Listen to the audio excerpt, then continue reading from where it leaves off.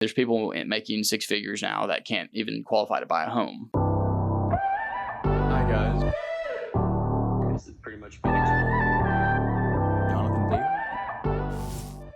Next thing is a Facebook video of Ben Shapiro. And again, this is an older video before he really became famous, but it really nails home a great point about income inequality. And I'm not trying to say by this video, I'm not saying I agree 100% with what he's saying, because obviously there is some income inequality that does go back to the Jim Crow era, slavery, and obviously generational wealth is going to have a disparity because of those things. But nowadays, most income equality comes down to a certain culture and decision making in certain communities. And I'll just let this video take over from there. How can you argue that racism is not a driving factor in income inequality?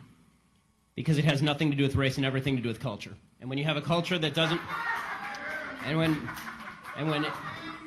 you know what? Explain to me. You explain to me why black kids aren't graduating high school.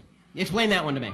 Explain to me why black kids are shooting each other in rates significantly higher than whites are shooting each other. Explain to me why 13% of the population is responsible for 50% of the murder. Explain to me why the number of black kids in prison, not for innocent reasons, not for walking down the street and getting pulled into a prison, is so high. Explain, if it has nothing to do with culture, explain to me why the single motherhood rate in the black community jumped from 20% to 70% in the same course of time that the civil rights movement has made such tremendous strides. Is America more racist now than it was in 1960? And if it is, please explain to me how that happened. So yeah, that video pretty much speaks for itself. And it's not just going towards the black community or minority communities, it goes with white communities. There's plenty of poor white people in America now, especially now. The middle class is slowly just disappearing, but it goes to decision making. And it is hard. I'm not trying to take away how hard it is in America in 2025, but people also need to step up and take responsibility for their actions and for their decision making. And again, I mean, I think I saw a video the other day that someone asked ChatGPT, what would the minimum wage need to be to account for the buying power that our parents had in the 1960s or something like that. And it came out to be like $66 an hour,